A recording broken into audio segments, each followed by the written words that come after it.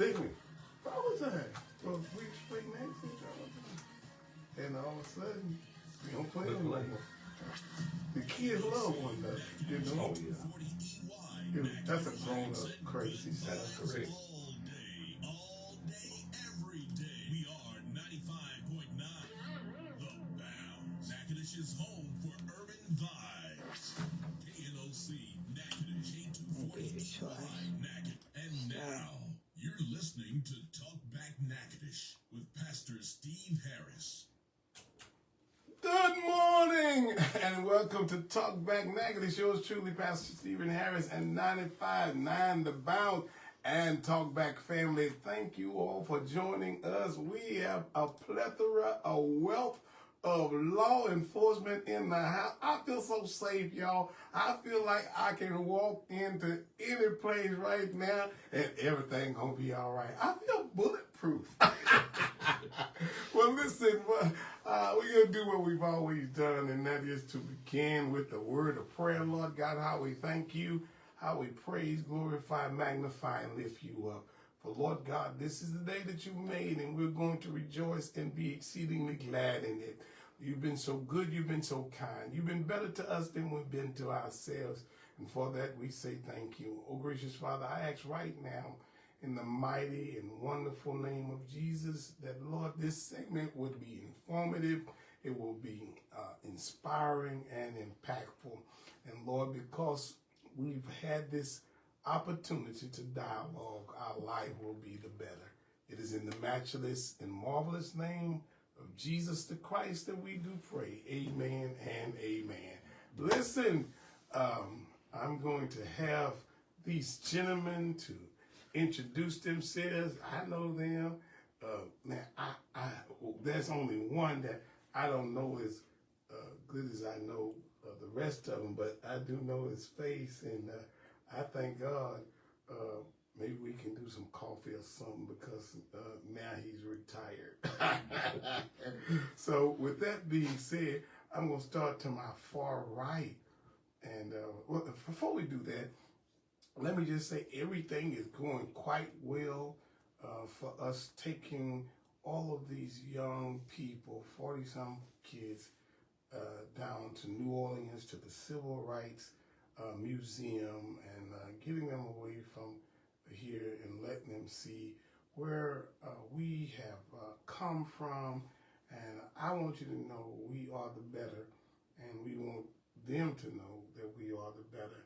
And it takes a whole lot of loving one another to get to where we're at today. And let me say this, don't allow nothing and nobody to make you feel like we have so much that we are a part of, that we don't have a lot of commonality, that we love one another, because God made us all different shades, but we all come from the same God and the same, watch this, same blood. God is good. Well, listen, I'm going to start over here to my far right, right quick, and he's going to tell you who he is, and lean up in that mic and tell him who you are. Steve Peasant, Chief Deputy of Natchitoches Ward 1 City Marshal's Office. All right. And Brian Lovemore, retired trooper, about 33 years law enforcement experience from the audience. yes, sir. Nikhil Collins, Chief of Police for Natchitoches. All right. Listen, and we have one. They say he ain't got out of bed yet. He's still on his way.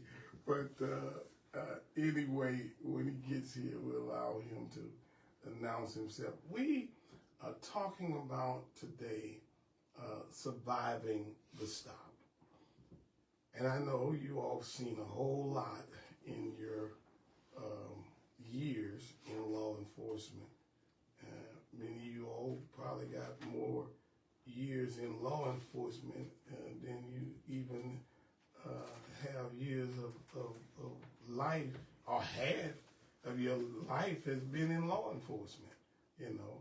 So with that being like that, most of the time you are, hallelujah. Tell him, bring the baby on.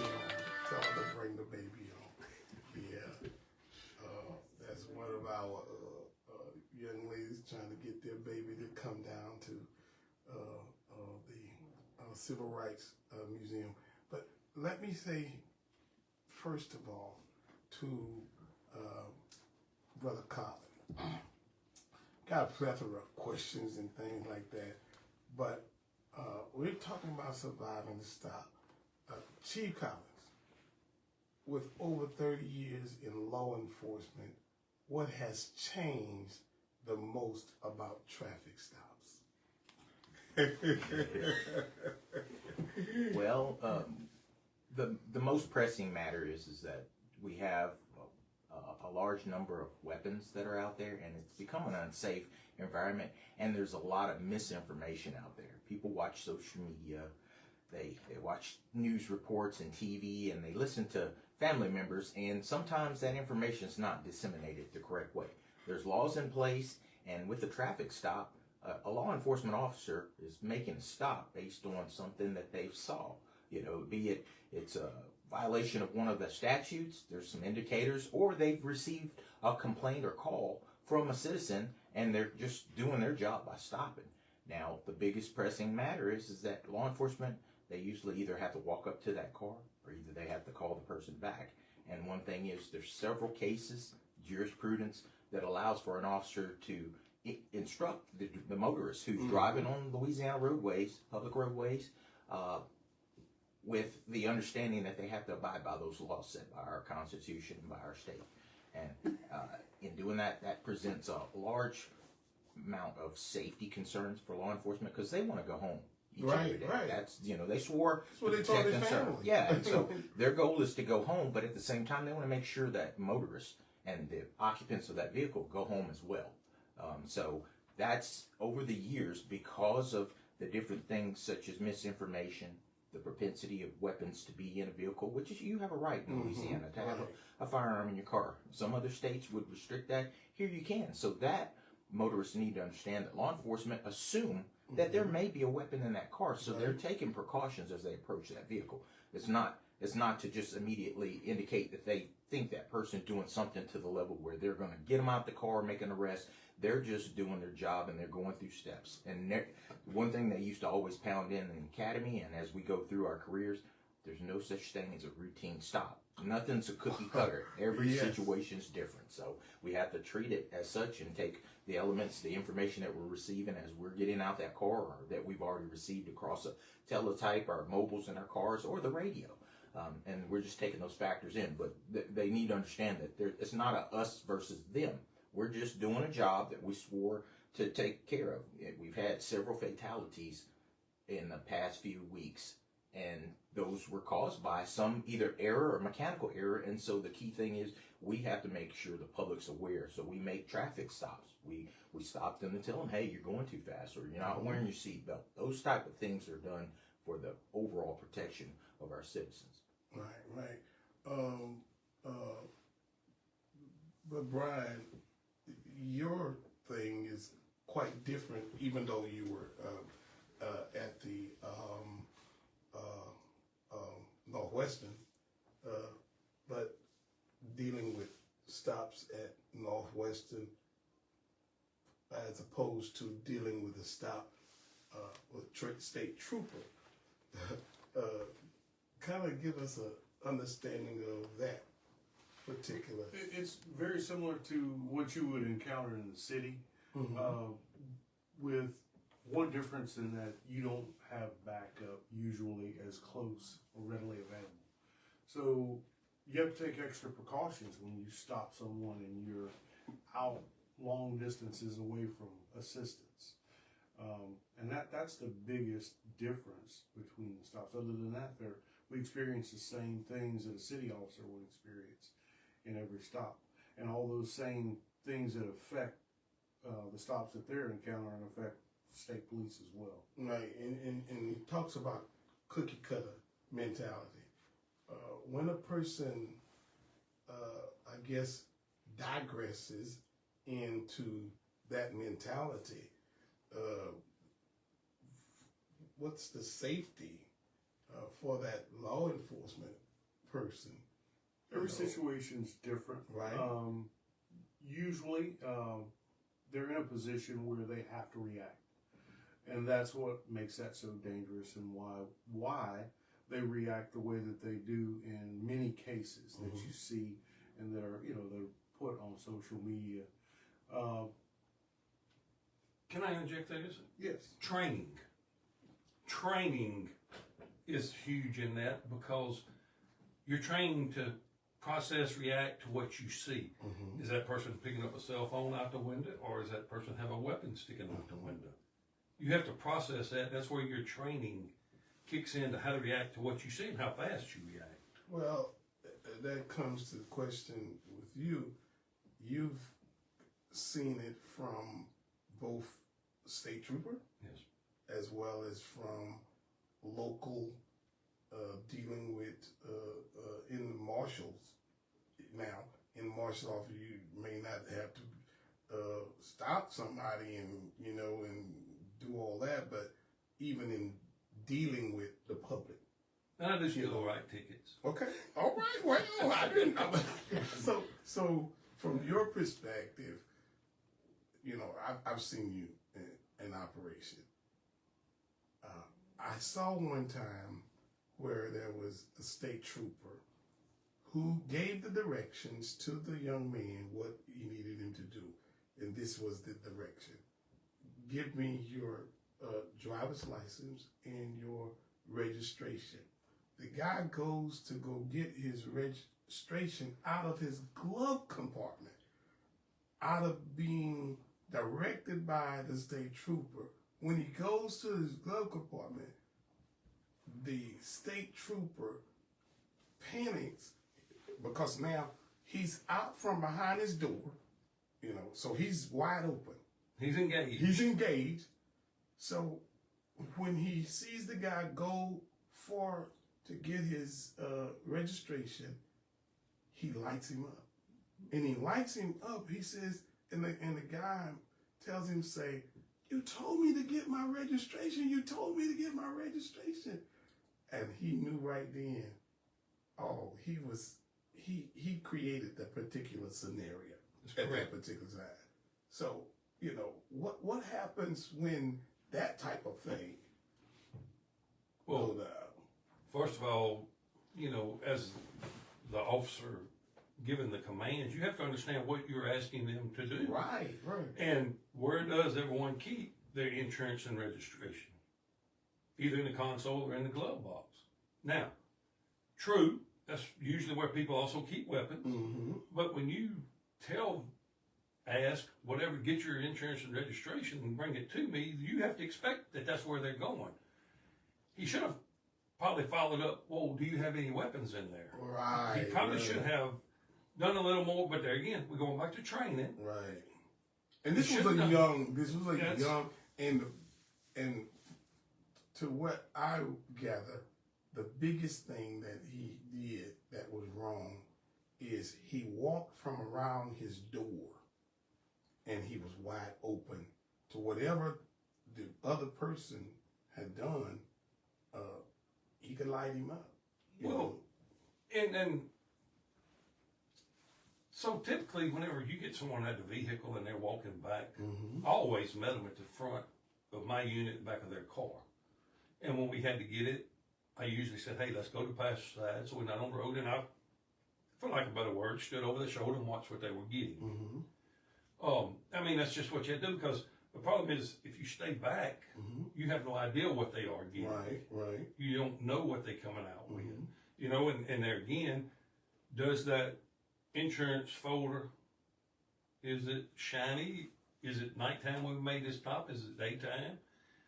All these factors factor into what the officer perceives that you're getting. And they have to make these decisions. And as good as it is, it's almost a blessing that the insurance is on the phone now, because when most people get out, their phone's on them. They don't have to go back to the car, generally anymore now.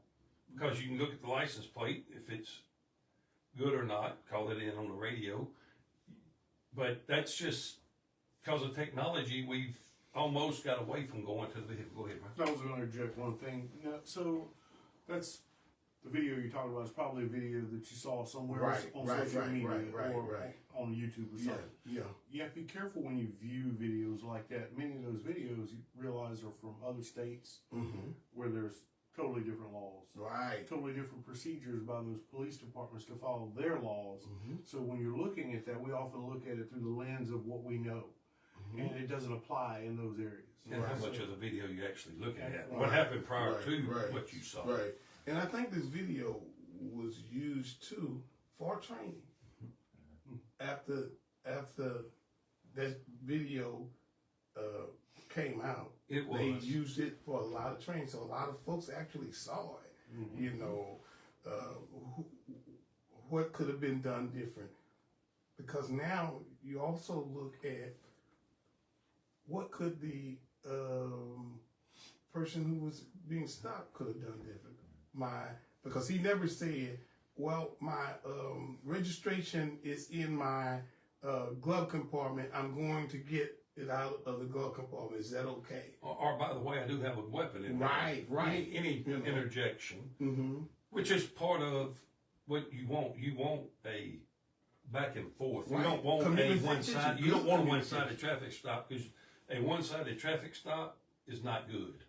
Because it's never good. The way the guy turns and make a V-line toward his vehicle, and now they're in a service station, and he makes a V-line toward his vehicle to get to the glove compartment to get his stuff out. But at the same time, you know, it looked scary. He was doing exactly what we want, though. He was complying. Yeah, he was. He was complying. He was doing exactly what, as law enforcement, we want everyone to do on a traffic stop. Right. Whether right or wrong, whatever, comply. You'll be issued a court date. Everybody now has body cams. Right. All that will come out. Comply. And he was complying. It's just there again, that young officer didn't. And he didn't go through his checklist of, I just asked him to go to his car. Wait, I need to follow him to his car. And yes, that video has been used in training a bunch. Right.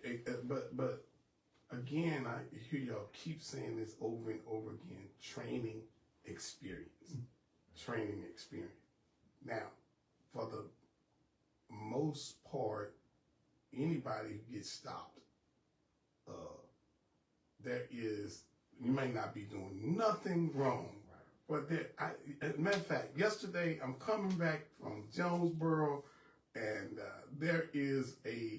I'm coming from Granico over the bridge.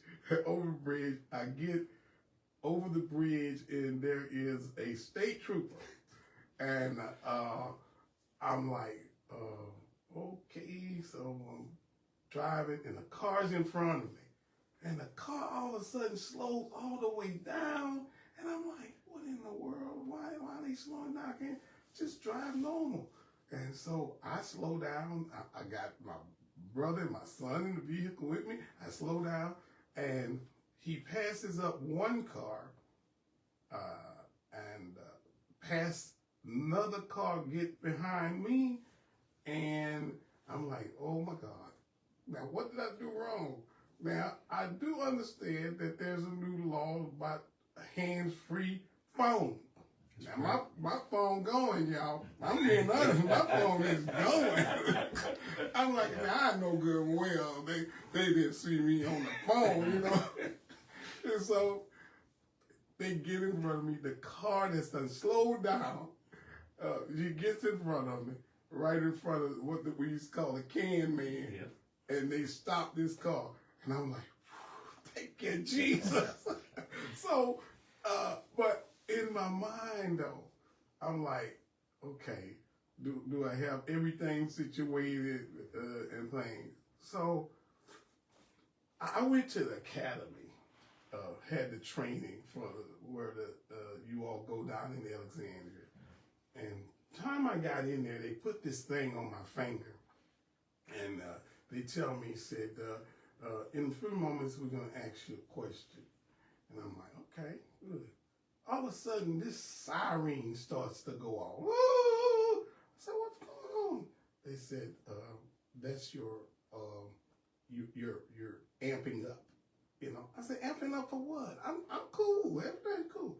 But because they told me that they were going to ask me a question later, they told me amping up, being excited and things is what you all go through while you're on a call and 10 times more.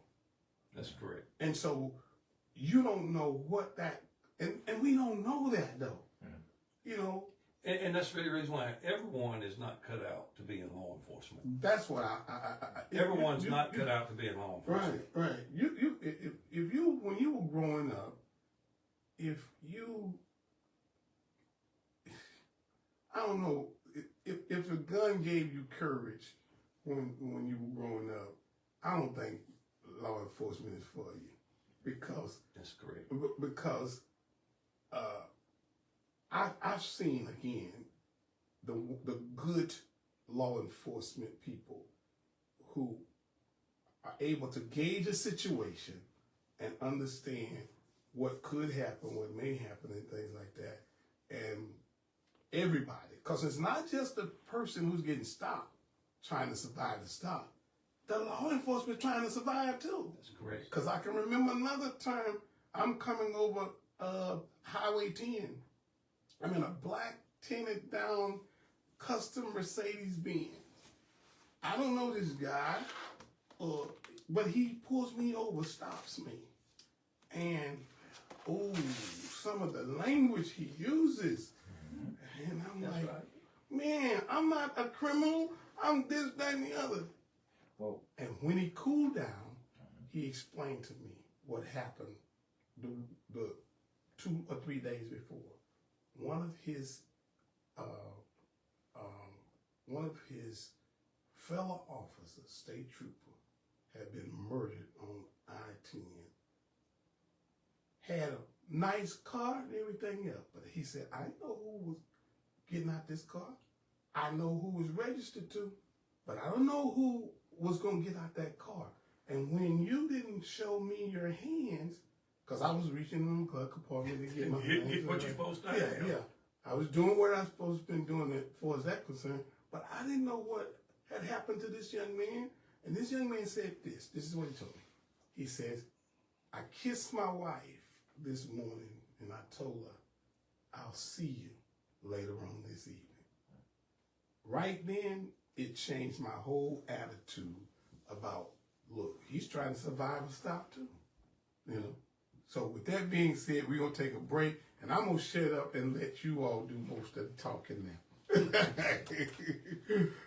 Listen, man, when I went to that academy, I got a new understanding about you got a split second to make a decision, and that's reason I just think that if your mind ain't clear when you go on duty and things, and your mind clouded with other different things that's going on, it's easy to make a mistake. There's two things I tell officers that they need to do, and I don't care what you do from, it doesn't matter, is when you walk out your house to go to work, leave your house problems at the house. When you pull back up, I always tell them, hang your gun back on your rearview mirror and walk in the house without bringing work to the house. Yeah, but It's hard to do. It's hard, but I can attest, all of us are married. Right, and right. we're married And still for a reason. That's what I'm finna tell you. It's taxing. A marriage is taxing Yes. when you're in law enforcement. And when I told you about having the right, you have to be the right person to be in law enforcement. You also have to have the right person to be married to someone That's in law right. enforcement. That's So- it. And it's not easy on them. That's right. Because they don't know when you pull out if the next time they see you, Come you're on. going to be in a coffin. Yeah. So it's, law enforcement, and today, because, and I hate to use the word entitlement these kids think they have, but they think they're right, you're wrong, I'm me, you can't do nothing to me. You are trying to have court on the side of the road. And That's right. That's the worst thing you can do. I had a judge a soccer coach that became an appellate court judge. 5 seconds. He said you can't have court on the side of the road, even as a judge. That's right. We're back, and we're trying to survive the stop. The law enforcement is trying to go back home, survive the stop, as well as the person who's been stopped. Trooper Brian, highway stops could be especially dangerous. What makes them a high risk? Some of the things I talked about earlier, you're not close to usually backup. You're usually not close to any other people. Sometimes, for example, I-49 in this area, to use an area, something that people are familiar with, it's very rural out there for the most part, and there's no houses. In many cases, it will take an ambulance or any other officer 30 minutes to get to you, and that's driving as fast as they can. So minor things can become a huge problem out there. You could injure yourself in an area like that and have a serious problem. Trooper Lovemore, it's vividly coming back in my mind now. I remember you making a stop with my father going on 9, close to Chestnut and all that. When you talk about a rural area, Yes, that is very rural. very. But your professionalism was of such. My father is an older guy by now, and the professionalism was of such that my dad gets back in the car and says, "Oh, there's a nice trooper," but again, you out in the woods, and things can go south very quickly because, as you know, Stephen, most of the folks that's out in the woods, they got, especially way back then, they got a gun in the back of the Back window. Yeah, back window. The kids would have guns in the back window and thing. You're like, and so now, it's different. And things. But you said a key word too, that officers, and I don't care where they're at, whether they at University Police, City Police, Sheriff's Office, Levy Board, State, it doesn't matter what you put your uniform. You need to stay professional in the traffic stop. Mm-hmm. Don't let it become personal. Right. It's your job. Do your job.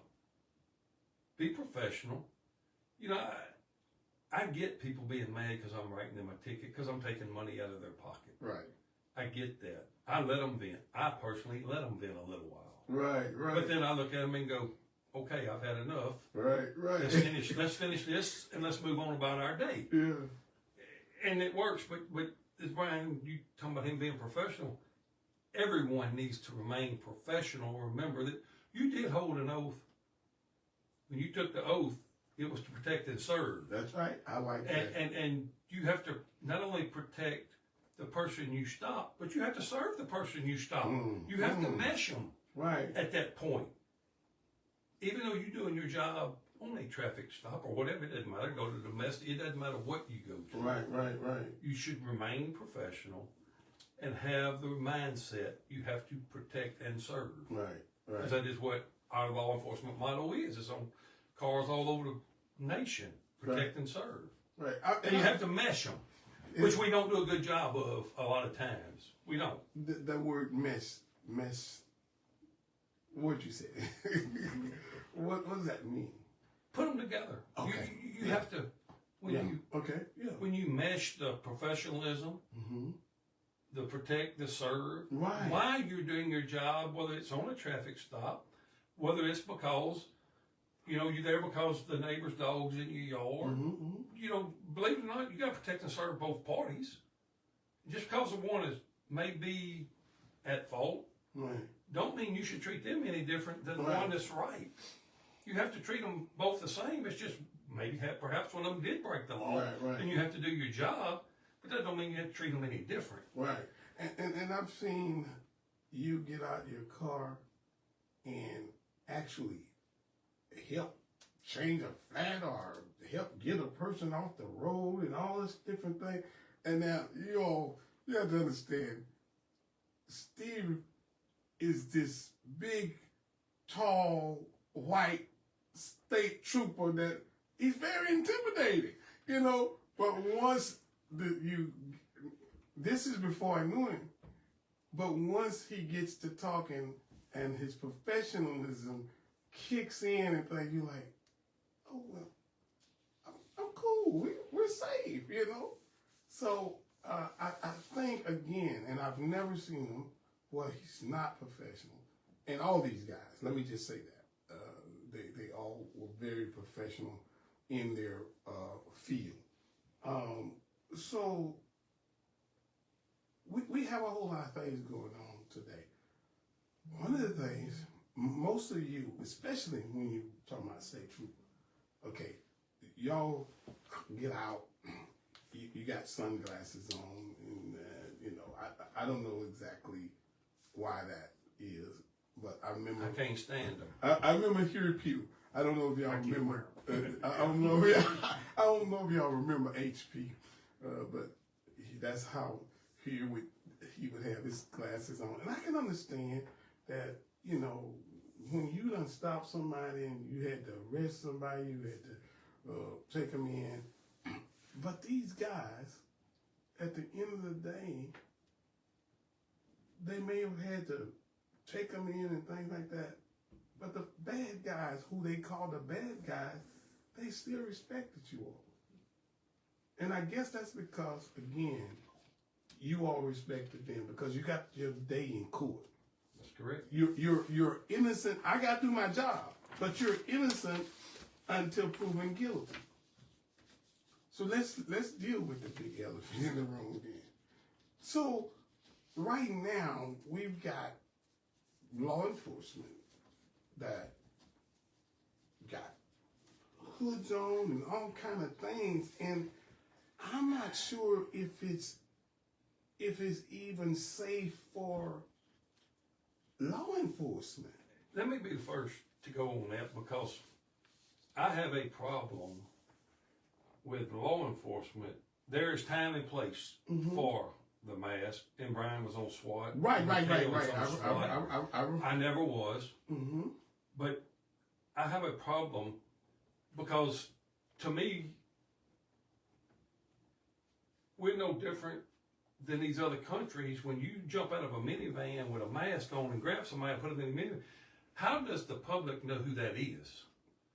And I have a problem with that because I wear my name on my shirt every day. Right. I serve warrants every day.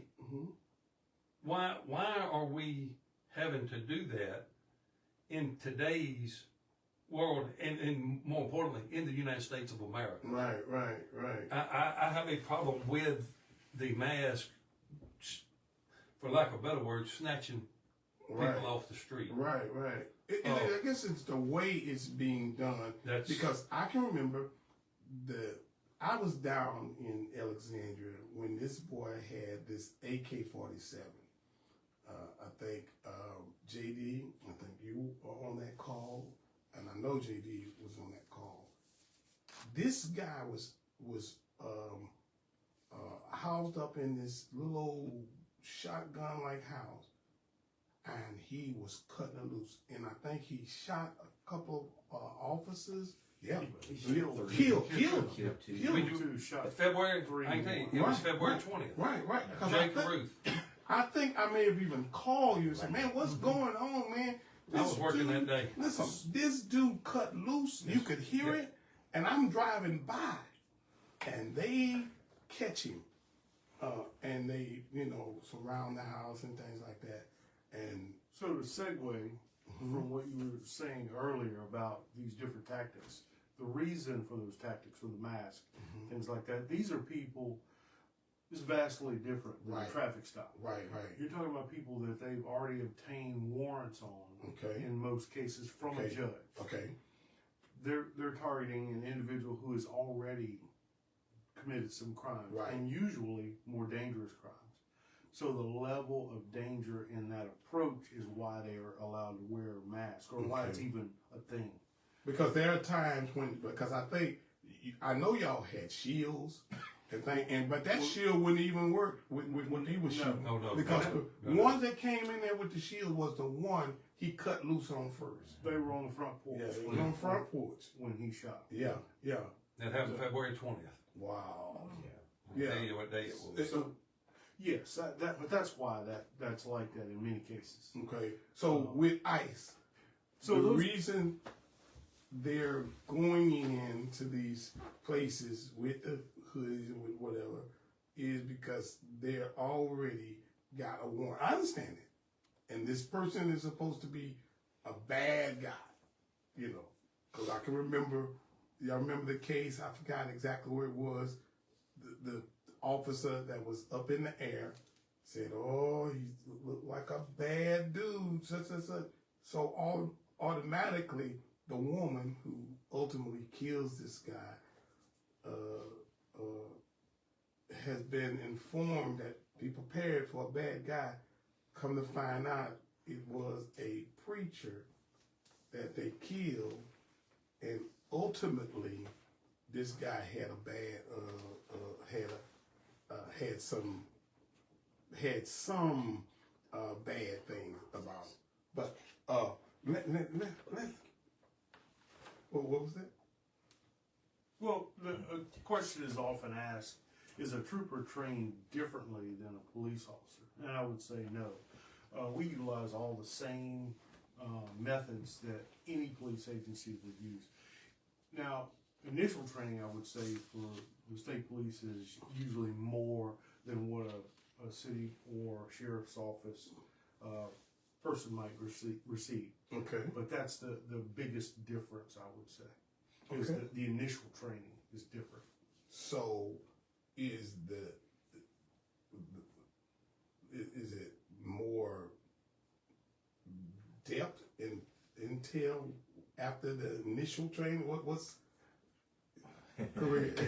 I'll speak from my perspective as far as with local police and of course from sheriff's office. We go to regional policing academies where we get post certified, and they have to go through what's mandated by law for Louisiana to Right. get those basic items in as far as covering those trainings. Then it's contingent to those local law enforcement agencies to continue that training to enhance it. Whereas on a state level, because it's the state and they have a more in-depth program that lasts way longer than the 16, 17 weeks that they do in post academies, they get access to more training plus the continued training ongoing that they're meeting their benchmarks.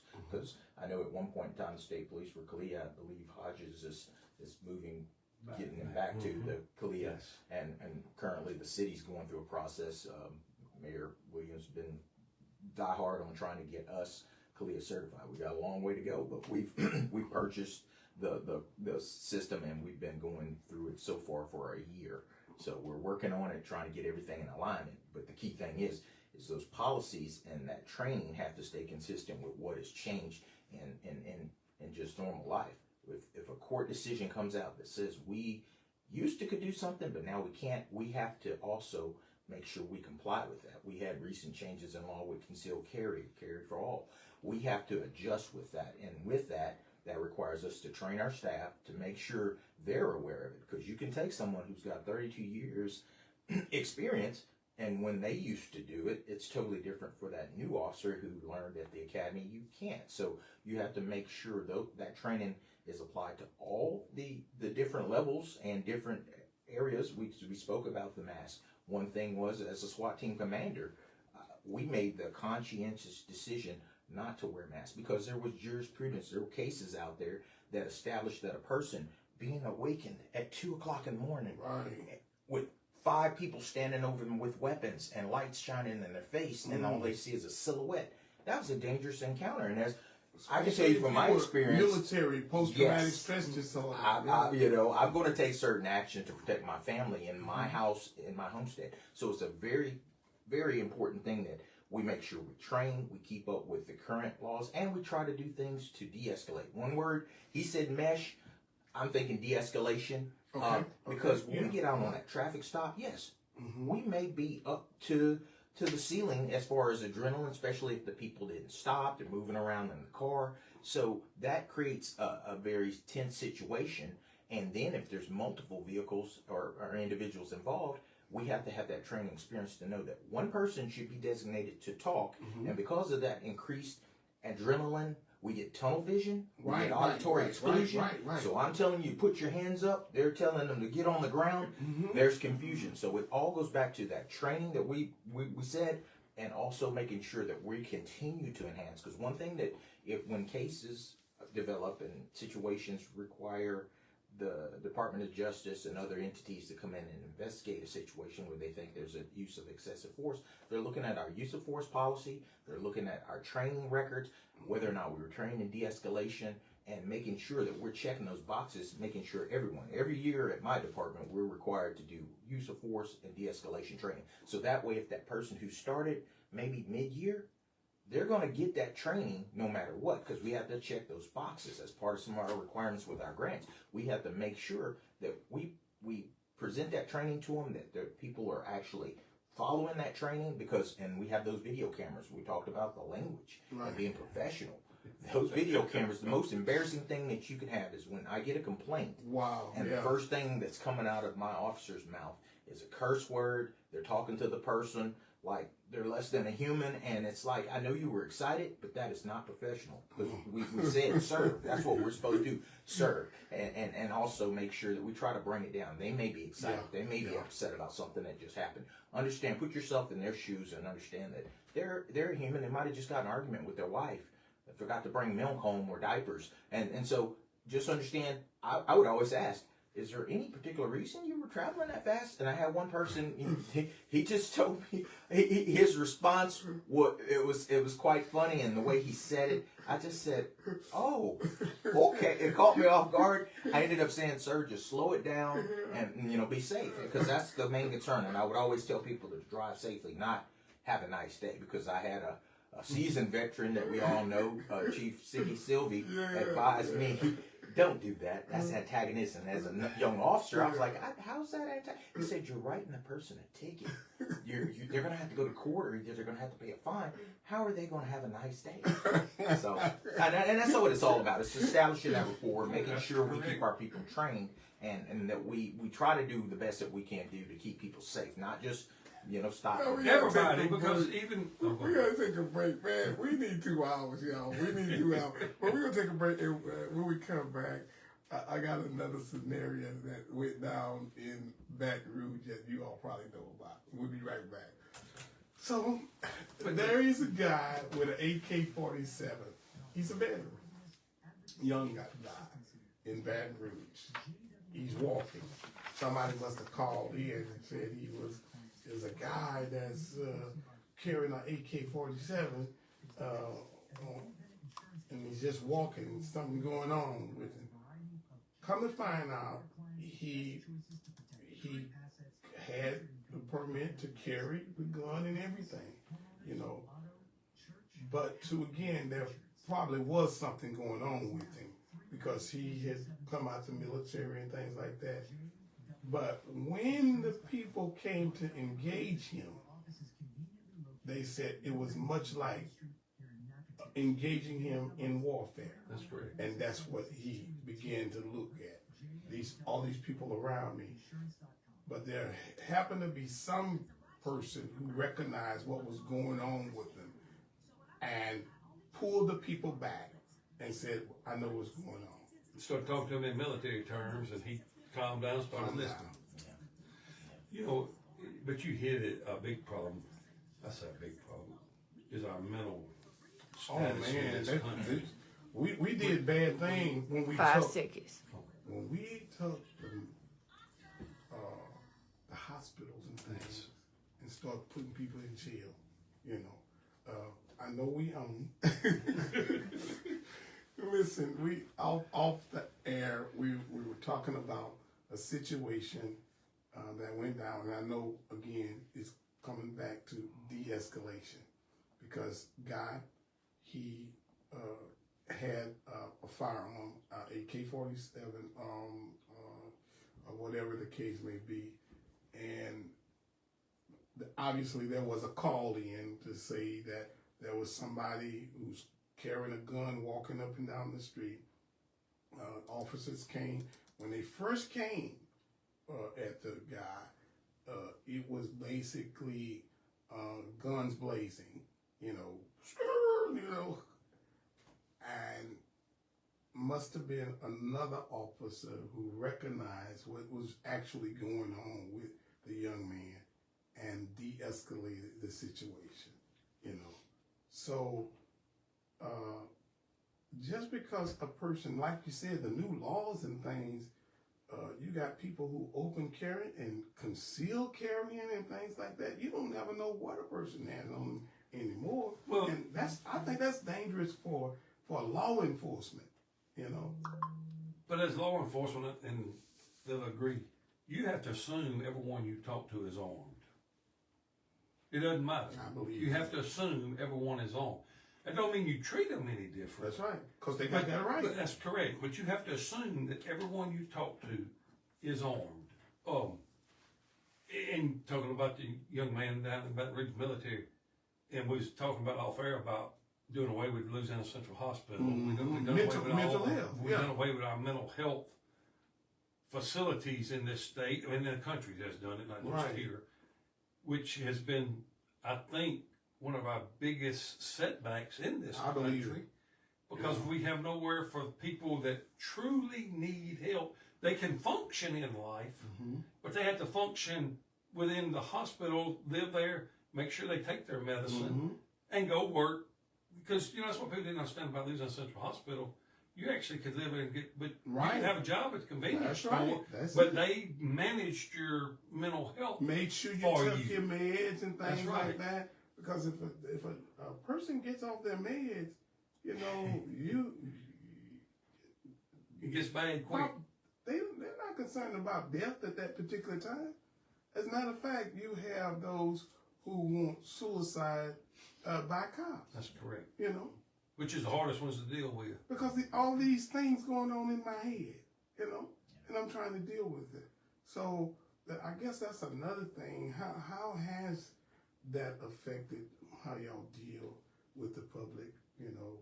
Well, from our experience, when we get calls for someone having an issue or whatnot or needing assistance, often the officers will ask the complainants or the individuals, the family members, is there something, is there some type of mental issue? Do they take medication or maybe they're off? And we always encourage the public to let us know this because HIPAA laws prevent us from being able to access it. We don't have their case file and medical records. So we're reacting off of what they have. But because state laws changed in compliance with some cases that went really bad, we have to do certain trainings for autism.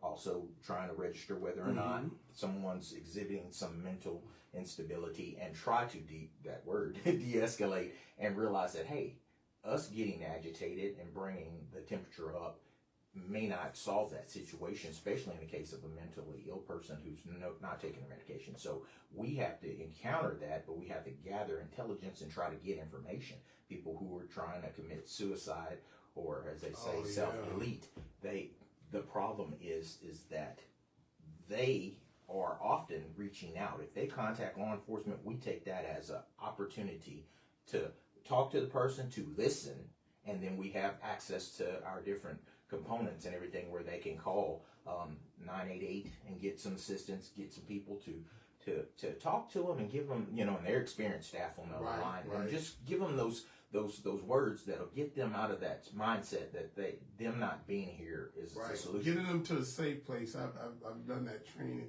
Get you to a safe place, Yep. and then we'll handle the other later. But it comes back. A lot of them, they may not be bold enough to kill themselves, but again, suicide by cop or something like that, But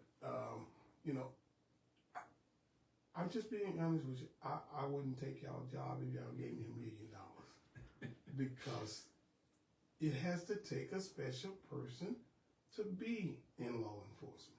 It does. It's a calling, and like you said, you got this person their relatives is acting, they say crazy, you know, and you ask them as well, is there any special diagnosis going on with them, or they got some mental problem? Oh, they're just crazy.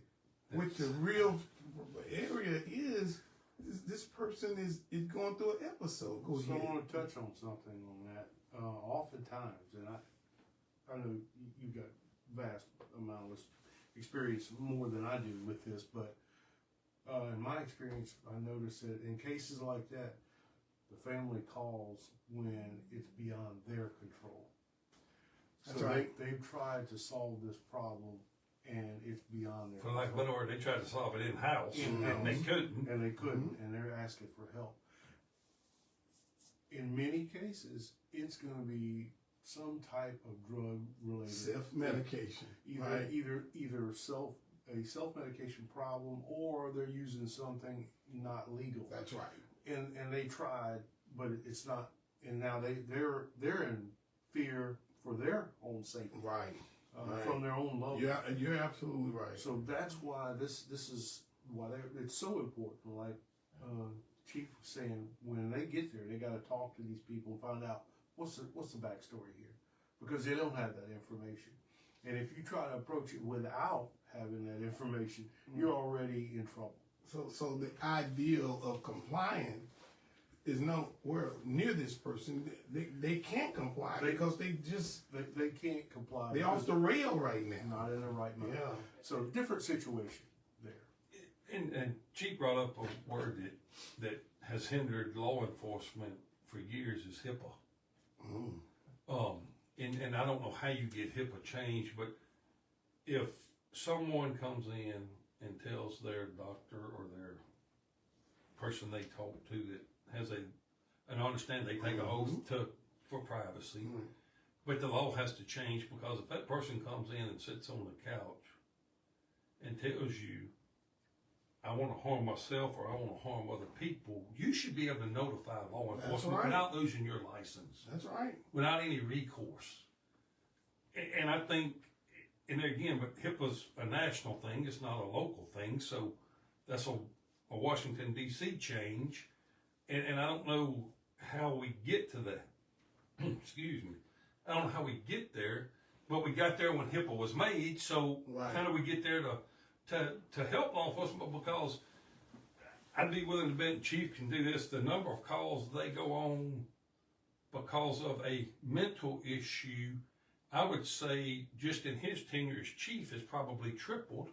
It I mean, just his tenure. But if a person is talking about doing harm to themselves or to others, we also have a duty as you may be my parishioner, but I have a duty to safeguard you without giving away medical stuff.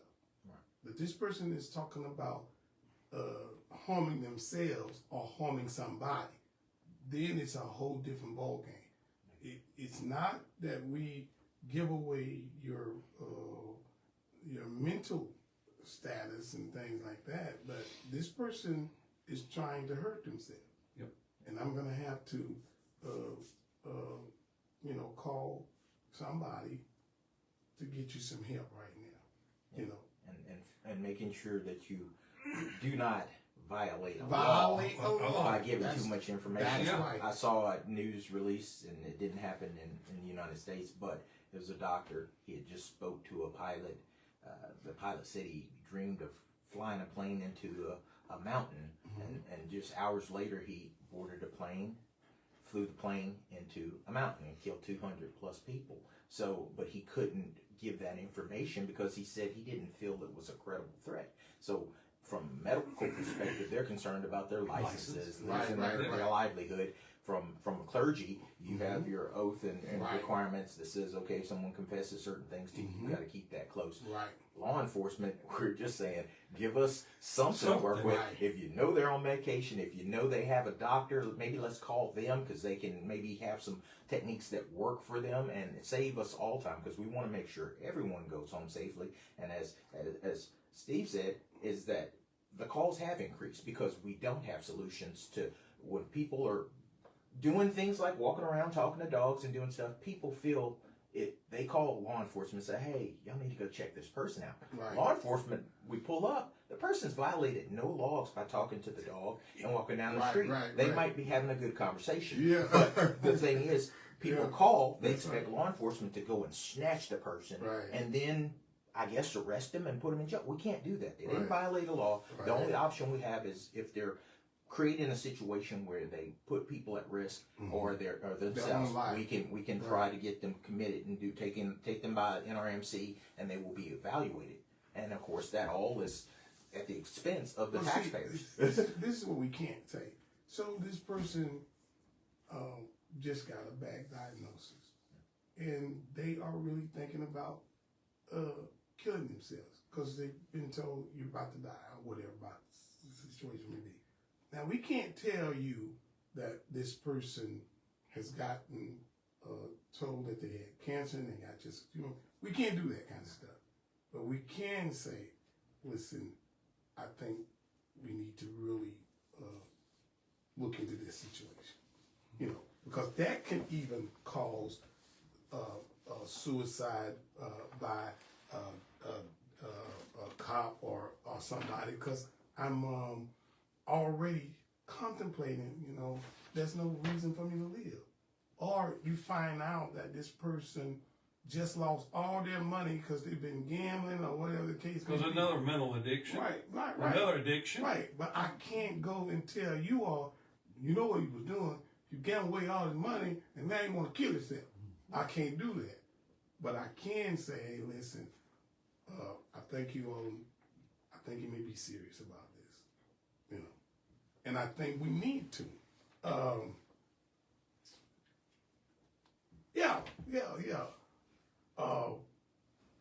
I think I need to bring y'all back at some point because, the thing of it is, surviving the stop is a two-way thing.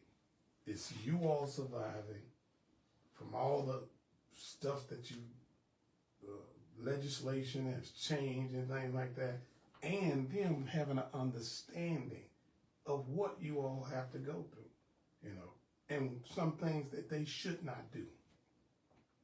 We didn't get to the fact that when you all pull up and you tell it, would you step out the car? I don't need you reaching and all. So, and comply. Mm-hmm. Comply is probably the biggest thing that any officer will tell you. Comply with what the officer asks you to do. Right. If your phone is underneath your jacket and you need to get your insurance, say, Let me my know. phone is here. I'm getting my phone. You want my insurance? My phone is here. Right. Interact with them. You don't have to be nice per se, Mm-hmm. but interact. Right. Be compliant because you're not going to solve anything on the side of the road. Right. As Chief said, Judge said, you're not going to win the That's case right. on the side of the road. You're not going to win it. And there again, and today because of body cameras, if the officer is not what that department's policy procedure says they should be on a traffic stop, there's avenues for that. Right. To go through that, there's avenues for that. So if everybody would, and I say have a cordial conversation on a traffic stop, have a conversation about it. Don't get mad because You're going to try to take the officer's gun. You talking Man, come about on, man. you didn't know why you would be stopped, but there's over 3,000 vehicles pertaining to a motor vehicle that you could be stopped for. Right. Yeah. Well, so you don't know that there's maybe something about a vehicle. So don't jump out of the car defensive. Find out why. He may be wanting to tell you, hey, you're going to have a flat. Mm-hmm. And you get out of the car like that, and he turns around, walks the car, and drives off. It's not very professional of him. That's right. But you created him by saying, what'd you stop me for? That's right. So have a cordial conversation, comply, and it'll all work itself out in court. And can I add Go also ahead, yes sir. some of the social media things? You do have to roll your window down. You do have to.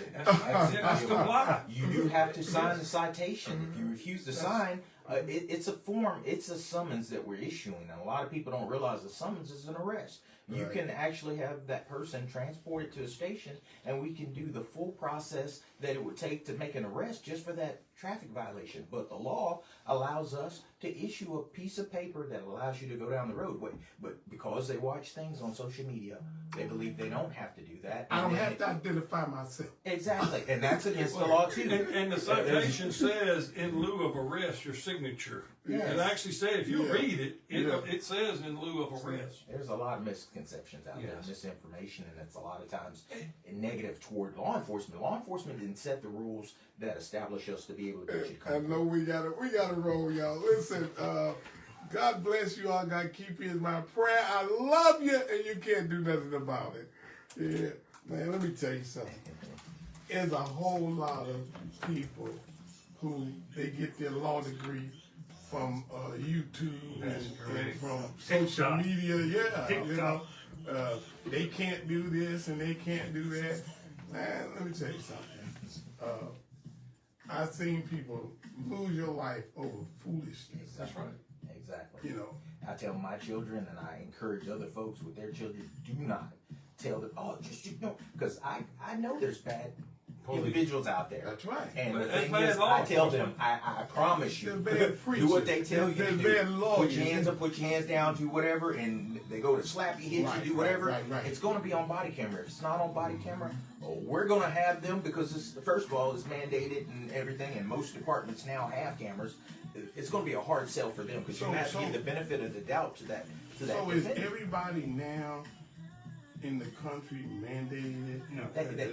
They tried passing stuff federally, but, But just you- like because statewide. you didn't have the money. Yeah, you have these Yeah. unfunded mandates. They Yeah. have people that still don't have 700 radios in this state, and yet this was something it's- passed back in 2012 or something. It was 12, mandated yeah. that everyone after Katrina, GOSEF came up with the LWIN, and they said everybody will be converted gave over them to money. these radios. They gave them money. Yeah, they did, and they still, for whatever But, reason, but here my deal is, they should have bought the radios and handed them out, not given the money. OEP I mean, did that's- that on our side locally. That's and just, that's my, They yes ma'am, I they will. had SHISH or whatever Homeland Security funding that they did. Oh, okay. Right. That they did give money out to Right. repairs. Here in Natchitoches, I can speak to that. They purchased like 50 radios, and they issued radios to all the marshals. They were the old E.F. Johnsons and everything. They even gave one to the police department, even though we went and bought our own and stuff. But the thing was, they tried to do that, but when we go to our conference, they're like, I don't have any mandates radios. Are all over. Yeah. You know, Yeah. whether it's in law enforcement, whether it's in It don't matter what it schools, is, that's correct. you know, that's crazy though. Why would you mandate something? Legislators mandate stuff and not give them They do it all the time. the resources or the money to do it. Or you pass a law with no punishment. Right. If it's Why have a law with no if it's punishment? good enough to pass it, Yeah. it Fund it. ought to be good enough to fund it. That's right. The best thing they did was when they came up with the new incentive program to get more officers in, since so many were retiring. Shoot, and a just lot of leaving them the was getting profession. up out of here Yeah. because, man, you putting my life at risk. Yeah, so The they stuff had you that. doing. They Well, same didn't thing. fund it again. They just basically extended it. The money's gone, and now, like I was advertising, starting pay 11,000 because we give 6 for contingency, and we give the 5 from the state. So we were able to do that plus our incentive. That ran out back in July. They ran out of money. No, you gotta Sign have up, Yeah. $11,000 sign up. That's a pretty good. And that's still a drop in the bucket compared to Shreveport. Oh, Like yeah. Charles had like 15 or 18 And or then something. right there bumped up next to you, Red River, because of the what you call it money. So 10,000. What they were doing were that if you're post certified and then however many years you had, they would add like $1,000 to it and give you certain. If you're certified in certain things, I you had to can't put a compete good, with I that. had to go work up, I had to put a good Oh, job. man, they Yeah, had a lot of them. Immediately, I know y'all was $10,000-$15,000 raise just to go up there, and then they were like, "Oh, you were on SWAT, you were this. Oh, you're certified now." They were getting $20,000 and $30,000 bumps just Come to go on. up there and starting Shoot. and then brag about it. They would call and say, "Our whole shift responded to 2 calls, 2 calls, the whole whole weekend. night." The whole weekend." I was like, Yo, you know I was up there when that boy was in the projects.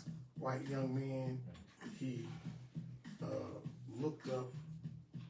Well, when I came in, I saw a truck. You know, it's like 'cause I was dropping a member off, and so he was asking people, well, whoever this boy was, he was asking one. So he finally locates him. The boy sitting in the chair. Man, this dude lights this boy up.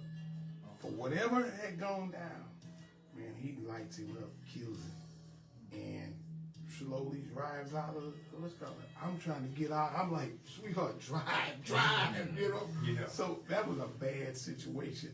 That was one of probably the worst things that they had in Red River. They probably That called the was- state police. Well, Yeah. they Yeah, called they- a whole lot of folks on Okay. that Wow. situation. I hate to run, but I've got eviction court this morning. Oh, We wow. have like 14 or 15 on the docket. Oh. Yeah.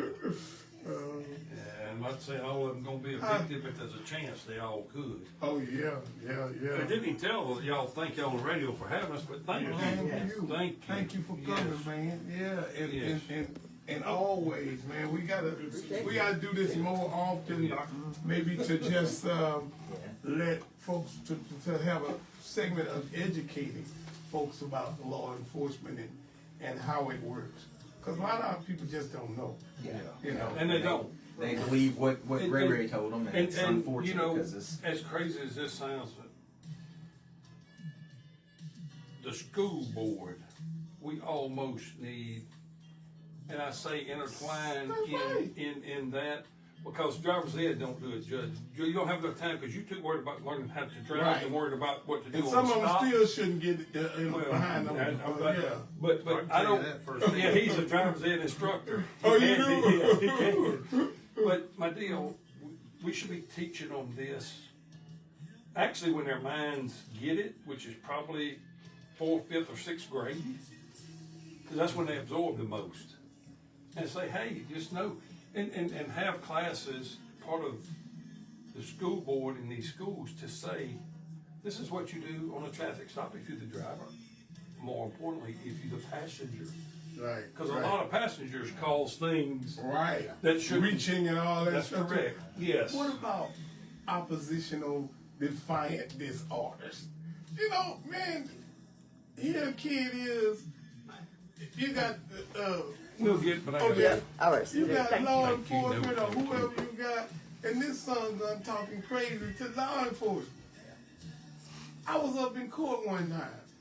This boy talking all kind of crazy stuff, and the judge says to me that if it wasn't for Pastor Harris, I'd throw you under the jail for you acting the way you act. oh yeah. You know? And you think how that's going to develop over the Some years other with the issues interactions. with this kid.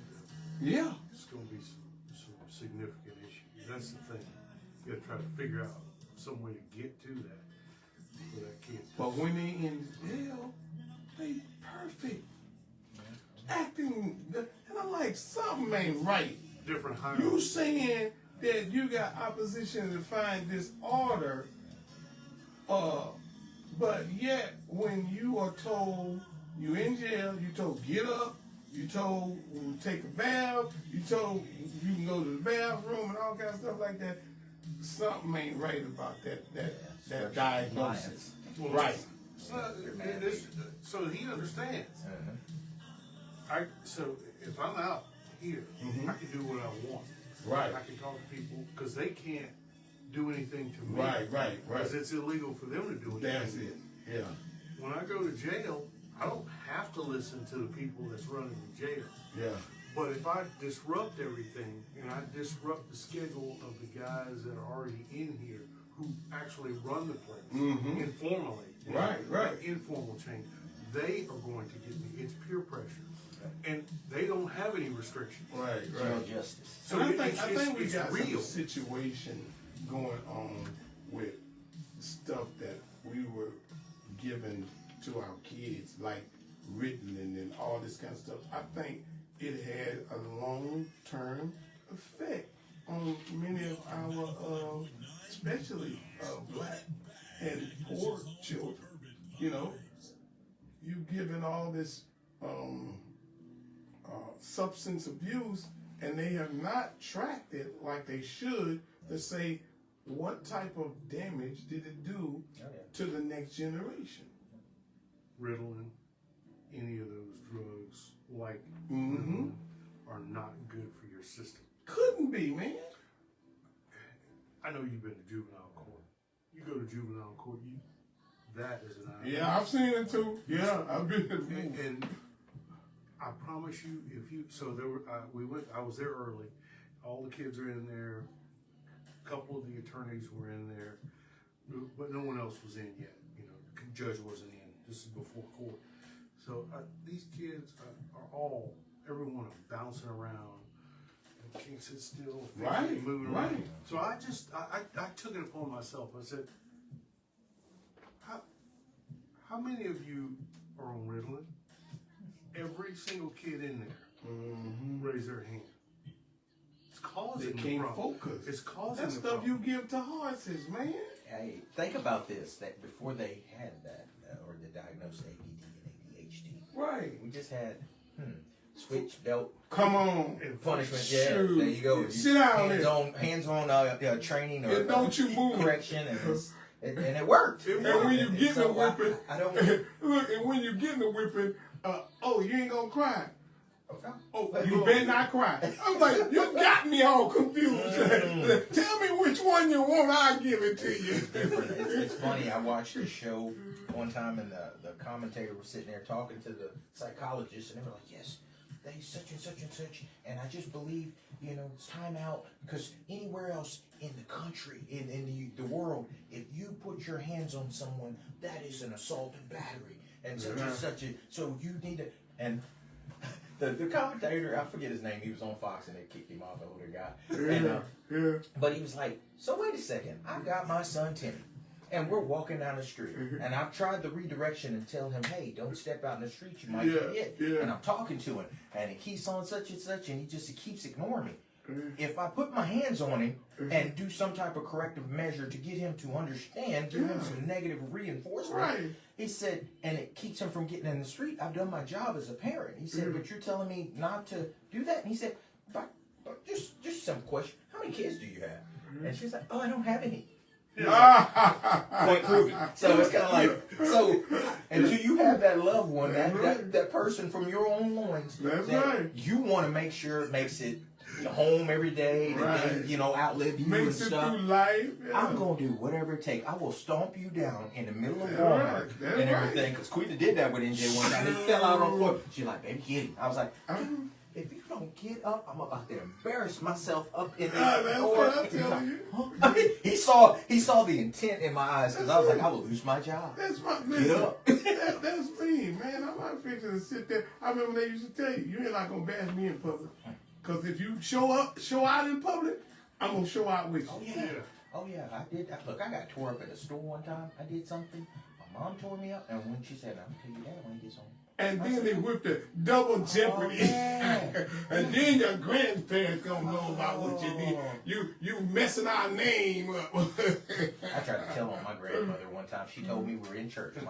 My grandfather was pastor, and she owned this whole block. So they had the parsonage, had the church, had my dad's sister, then my grandmother, then my great grandmother, and stuff. So the instructions were, Nikki, I want you to go back to the house and change out of clothes. Don't stop with Rodney and start playing and stuff. Go get out of your church clothes, and then you can play. I was like, okay. I got out there. Next thing you know, I'm out there playing, throwing rocks all in the dirt. I got my 3-piece suit on, boy. Nikki, boy, come here. And boy, and I was like, huh? And boy, she reached down and picked up what, to me, I recall was a branch. Yeah. Come here. I was like, oh no. I took off, ran from her. She chased me for a little bit, and she was like, boy. I ain't gonna run you down. Well, later on, she called my daddy. And we're in Pauls Valley, Oklahoma, which is down here, going closer to Ardmore. And my dad's up in El Reno. Oh, wow. Just going out toward the Panhandle. My granny called my daddy. My daddy came on down. He was like, he pulled up, and I said, oh, Dad's here. I'm going to tell.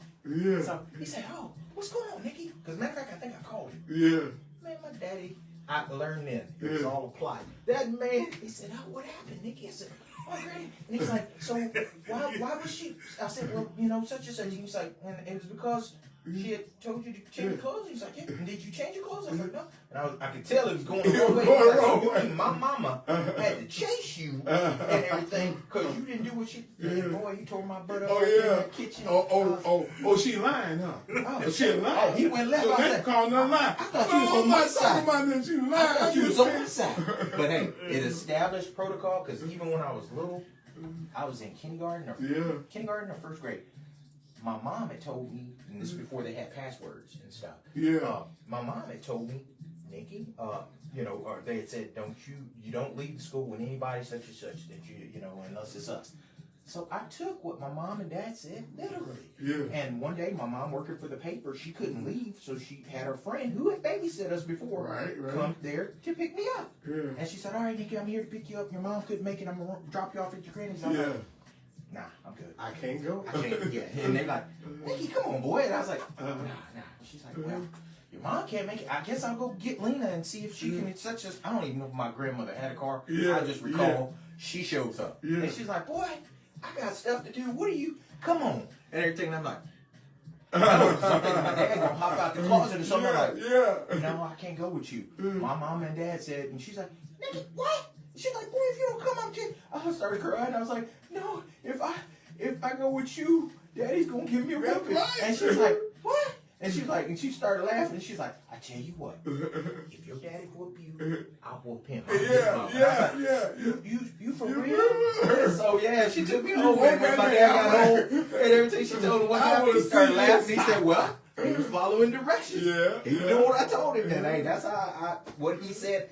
That when you have that type of not fear, just reverence. There you go. There you go. My daddy said, I don't care if he's not around here right now. It's like I know. Let me tell you, some of that stuff, some of the stuff that my dad and mom instilled in me, shoot, they may not be here physically, but you still, it resonates in your spirit, man. Yeah. That's like respecting your parents and stuff. That's something ingrained in, you don't embarrass them. Don't embarrass our name. It's like, okay, my parents, if my dad told me, "Hey, the sky's green with specks of purple in it," and I'm like, "Okay, Dad." It sure is. I'm going to sit there, "Yes, sir." And when I go to my friends, I tell them the same thing, and I convince them. Hey, you see it? My daddy say, or like on the water boy, my mama say, alligator ornery because he got all them teeth and not a toothbrush. No toothbrush. But, yeah. Hey, y'all know these are good people because they ain't said nothing crazy, even though they didn't know we was on there. I make sure I do. Yes, indeed. But that's the truth, Life happens, and there's things that help mold you and put you and push you in the direction that you go, and you also understand that people come from a different environment. Oh, most definitely. And they don't have somebody tell there what environment some of these young people come from, and that's so that I got a young man right now, man. We doing some things together. His name is Robert Jackson Jr. You know him? Man, look, Robert, he made a big turnaround in his life. Man, I got another young man. He come from LaPlace, actually Reserve, Louisiana. Stephen got into it. He was in the drug game. Got into it with this Jewish guy. This Jewish guy decided he was going to take Stephen's drugs. And Stephen shot him and killed him. Went to Angola. Was with Seymour and all those guys. Stephen's life changed. And this is what he told me. He said, "Pastor, you know what God showed me? That no matter what I tried to say to justify what I did, it was wrong. I took that man's life because of a selfish situation. He may have tried to do whatever he did to me, but I didn't have to do what I did. So the first thing to get your life in order is to acknowledge that you were wrong. You can't speak for nobody else." No. And so he helped get a whole lot of these guys straight, and now he's preaching, man. He was supposed to do a life sentence, and he got out. And I'm so proud of him, man, because he was when you talk about some of these guys talk about gangbangers and all that stuff. Them two guys, they real folk. And they tell these guys, man, don't come up here talking to us about you a gangbanger. Angola is a body count, boy. You know. And they always tell them, but Jesus is the way. Yeah. You know. So, man, matter of fact, he and I, when I come back from this thing now, man, taking these kids to the Civil Rights Museum, we're going to start what we call Men of Standard. Each man, a hand chosen, they'll have a jacket that when we meet, that lets them in to let them know that this is a part of a Men of Standard. You know, and we're going to start Men of Standard all over this country so that when I saw the people back in the old days, they didn't have no pants sagging and all kind of crap like that. We gotta make the standards again. You know, we gotta know who we are. We're kings. Act like a king, man. Stop acting like a thug. Stop acting, and then you want me to justify. You don't know what culture I was brought up in. I was brought up in this and that. It don't mean you gotta stay. You know. Exactly. Many people pulled themselves up by their bootstraps, as they say, and you know they had successes when opportunity meets preparedness. Come on. And so the thing is you gotta take those opportunities that you get. Make sure you got your tool chest together and everything. Even if you don't have things, there's different ways to get it. They got scholarships. They got people who will allow you to do work studies and things like that. Right. You gotta. There's always a way. Yeah. Stealing from someone is not the way. You're taking away from them, you know, and it's like, is it worth that? And law enforcement wasn't your first choice. No, my intended and my love is computer engineering. I mean, I love technology. Yeah. I still do it. I still have access to it. That's one of the reasons why I stayed at the police department, because I was not only able to continue to educate myself, I was able to get involved in technology that was just avant-garde. It's new.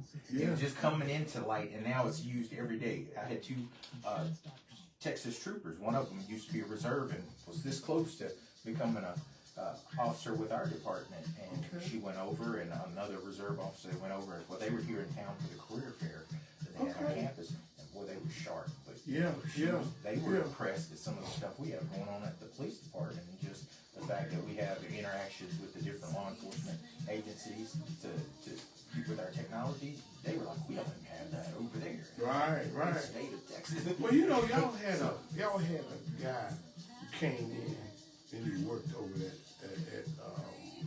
he was y'all police chief, worked over at Northwestern. What was his name? Chief. You're talking about he worked at, you're talking about Ralph Peters? Peters. From Lafayette? Yeah, from Lafayette. But he came in 2003. He didn't work in Northwestern. He taught class. But no. The way you said it sounded like he worked for us as chief, but he went up there to teach a class. Oh yeah. Yeah, that's what. He was adjunct. Was he in criminal justice? What was he teaching? Criminal justice. So I gotta get some things in real quick. I never went back and got a master's. Mm-hmm. You know, I got multiple degrees. Right. They're like, oh, you don't have to do that. But that would be and a nice it's thing easy to get now. back. Like you can go to Princeton and Harvard and things. They're giving giving degree because it's rigorous. The rigor of those classes make you say, I need to be in the classroom. Yeah, but still. One thing is, it teaches you, it keeps you enhancing. Right. You know, you don't want to ever get in a position where you're just static. And I know. You're right. Instructors. You're right. When you become right, the only other stage you can become is right. There you go. You know? There you go. So let's stay right. So and that's why I always try to come up with new. And when we have opportunity trainings, I'm going to train next week for the mid-year conference, for the Chiefs conference. Okay. Where was that at? It's going to be in Alexandria. Okay. Downtown Alexandria. Yeah. The last one I went to was the annual conference. I missed the fall, but the annual one. Well, they had a guy. Showed up and right. arrested Chiefs. So real? It was like, no. That I was in Baton Rouge. I mean, they rolled up on those chiefs. You got chiefs walking around, Somebody cheap. guns and badges on, and one of the chiefs was getting out the elevator, and he was confronted by people. Tapped out. Alright, so they figured out, the FBI arrested him, but I think it was initially initiated by. Oh, you talking about there was a couple of chiefs. Doing some Like stuff. I think one of them was coming So there's a right there loophole. out of Glenmore. Glenmore and Like two of them. right, Oakdale. Oakdale. Yeah, and it's So That was crazy, there was a man. loophole in the system, in the federal system, where if a person got in trouble, there was a mechanism for them to be able to stay here. yeah, if they're a victim of a violent offense Right. and everything, they get a temporary visa issued to them, and so they could stay. And those cases may take up to 10 years, Right, or 6 right. or whatnot. So they get to stay, and Right. so there was a They created fake reports yeah. for people. Oh, and they okay. sold it. So they actually was And I doing say some allegedly, illegal since- things. Oh, no. Allegedly. Yeah, They were arrested on yeah. allegedly. Yeah, yeah. Uh, So it was, but it was actually was Oh yeah. They were selling. right. yeah. And it's, Yeah, I remember that. It was all. Hey, that's in the paper. yeah. we- Everybody was wondering what was going on because they were panicking and people started calling me. I hadn't made it there And my yet. next one, Chief Walker hadn't made it there yet, and they were like, "What's going on? Are you down there?" I was like, "No." So I started calling some of the chiefs and going, "What's going on?" They're like, "We don't know." Then when we got down there, and the people from our region were kind of like, because it happened. Did they know? In our region, Did they Central- know though? No. No, the thing was they knew what the arrest after, I guess, word of mouth. They started put it all spreading. together. They were like, oh, so they were telling us to be That's what respectful this because is. I mean the people we're divided in different groups for the state. You have Louisiana Associated Chief of Right, Police, right. and so each region has their own number, and we're in the central, Yeah. believe it or not. So we fall in central, Mhm. and that's where they were from. And it was kind of like they were there. We have a So chapter now meeting. you know you got that federal prison down there too. Yeah, Hunts. Is it Hunts? No, we got the in Oakdale. Okay. There's one in Oakdale and there's one in Pollock. Pollock, right? Solid, yeah. So I wonder, cause Edwin Edwards was in Oakdale or Pollock. I think he was in Oakdale. Yeah. Then go marry him a 20-some years, maybe 30 at the most, and have a child. Man, I'm proud of you. Hey. Well, you dead now, but anyway. He said, man, I just wonder how that's working out, because that boy should be about 20-some years old now. And all his other children, you know, man, Edward was the Teflon dog, man. That was the man, dog. Yeah, didn't he run? He ran for office again. Man, let me tell you what they were scared. That he would run for president and win. And he would have. He would have. Because everybody loved him. What you saw was what you got with Edwin Edwards, man. He ain't throw no...